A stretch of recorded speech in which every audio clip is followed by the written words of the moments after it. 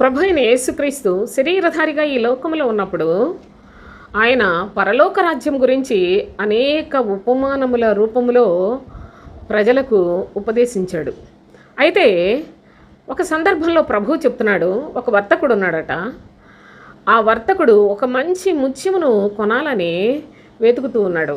అయితే అతనికి ఆ మంచి ముత్యము మొత్తానికి కనుగొన్నాడు.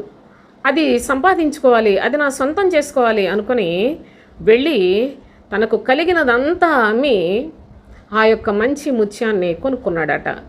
ఈలాగుంటుంది పరలోక రాజ్యం అని చెప్పాడు.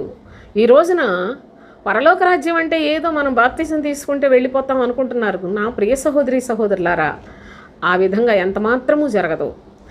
ప్రభువునందు మన యొక్క ఆత్మీయ జీవితాన్ని, లోకంలో సమస్తాన్ని మనం చూస్తూ ఉన్నాం. అన్నీ మనకి చాలా విలువైనవి కనిపిస్తూ ఉన్నాయి. కానీ ప్రభు దృష్టిలో ఇవన్నీ కూడా శూన్యమేనండి. అయితే నిజముగా మనం పరలోకానికి చేరాలి అనుకున్నట్లయితే నిశ్చయముగా ఈ లోకంలో దేని మీద మన మనస్సు పెట్టడానికి వీల్లేదు. వీటన్నిటినీ కూడా విడిచిపెట్టుకొని పరలోక రాజ్యాన్ని స్వతంత్రించుకునే చక్కని పద్ధతిని చెప్పాడు. నాకు లోకము కావాలి, పరలోకం కావాలంటే అది అసాధ్యం సోదరులారా.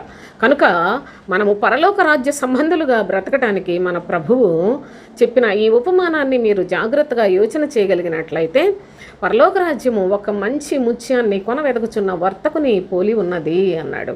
కాబట్టి మనము కూడా ఆ పరలోక రాజ్యాన్ని ఘనమైనదిగా, ఉన్నతమైనదిగా, విలువైనదిగా మీరు భావించి అక్కడ నా పౌరస్థితి ఉన్నది, నా స్వాస్థ్యము పరలోకమే అని గనక మీరు విశ్వసించగలిగినట్లయితే లోకంలో ఉన్న వాటన్నిటినీ జయించి అసహించుకొని పరలోకం కొరకు మాత్రమే మనము స్వతంత్రులుగా ఆ రాజ్యం కొరకు సిద్ధపడవలసిన అనుభవాన్ని పరిశుద్ధుడైన ప్రభువు ఇంత చక్కని ఉపమానంలో తేల్చి మనకు తెలియచేస్తున్నాడు. నేటి దినాన్న మన యొక్క అనుభవంలో కూడా మనము పరలోకం కొరకే సిద్ధపడదాం.